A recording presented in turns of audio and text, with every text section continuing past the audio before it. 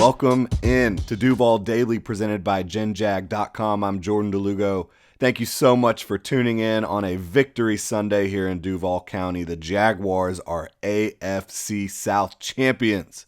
For the first time since 2017 and only the second time ever, the Jaguars are AFC South champions.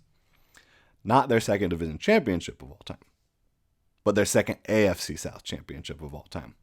Not a pretty game for the Jaguars against the Titans, but it did not matter. The voice, you can hear it. It's gone a little bit after that one.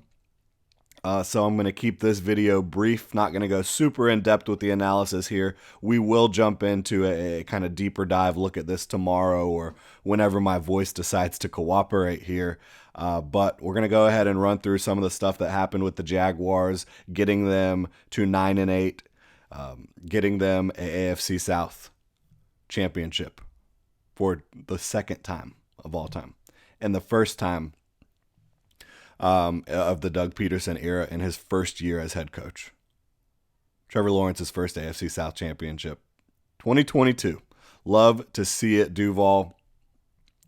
The Jags closed the season with 5 straight wins. The Titans had lost 7 straight after this one. Unbelievable the trajectory that these two teams have been on over the last month plus. Then they get together, and it's an incredibly tight game. It's a game where it feels like a championship environment.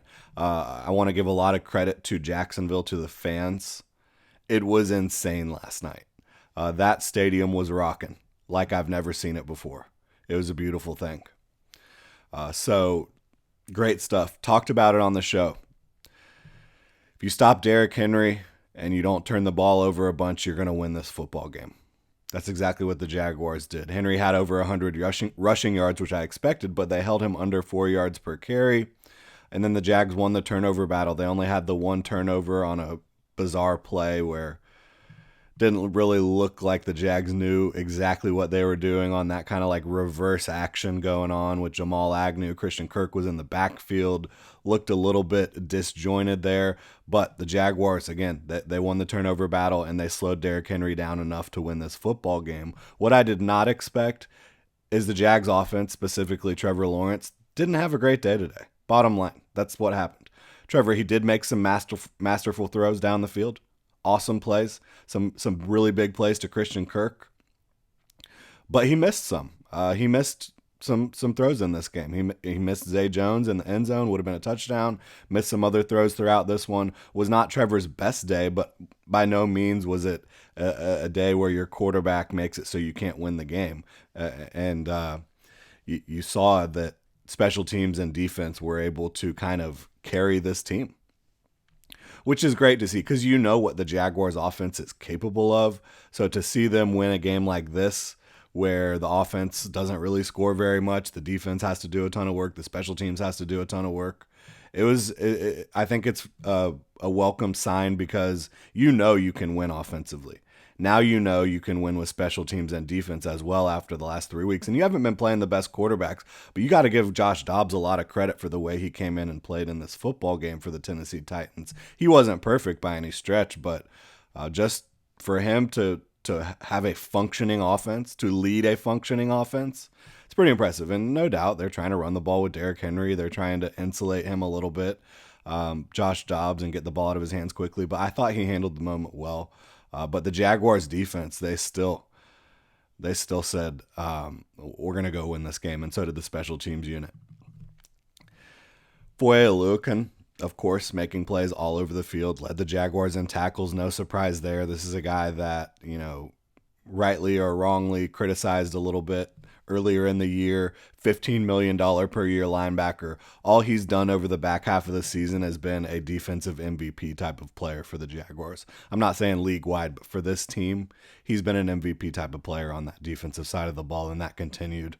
Rayshon Jenkins, you saw him. He was the recipient of one of those nasty Derrick Henry stiff arms earlier in the game, but comes back later, gets the strip sack of Josh Dobbs, gives Josh Allen a nice little present there.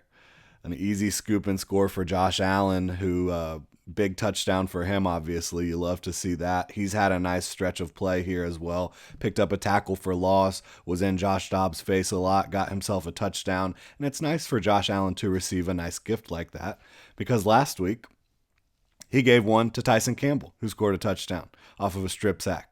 And speaking of Tyson Campbell, he had a turnover in his second straight game, picked off Josh Dobbs down the left sideline. Dobbs was going deep. Looks like it was underthrown. Tyson Campbell was ready and waiting to take that one back for the Jaguars. And talking about special teams, Logan Cook kicked some ass, averaged over 50 yards a punt. Riley Patterson did not miss a kick. Jamal Agnew had a really big day returning. You had some really good coverage plays as well on special teams. This was a really big special teams day for Heath Farwell, Jaguar special teams coordinator, all involved. This is the type of performance you want to see from a team that's about to go into the playoffs.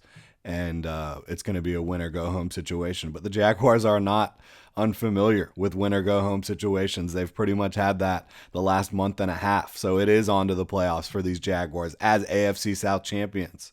They're going to host either the Chargers or Ravens next weekend. We're not sure when that's going to be. We're also not sure who it's going to be, Chargers or Ravens. For the Ravens to move up from the 6 seed to the 5 seed, they have to win this week, and the Chargers have to lose. So the Chargers, they'll stay at 5, even if they lose and the Ravens lose. So it doesn't look great for the Ravens to get to the 5 seed. It looks like it's probably going to be the Chargers in the 5 seed, unless the Ravens are able to take down the Bengals and the Chargers lose to the Broncos. So looks like it's probably going to be the Chargers. We'll find out later today, but the Jaguars will be hosting that football game. There will be another game here in Jacksonville, Florida next weekend, another not playoff type game, a playoff game.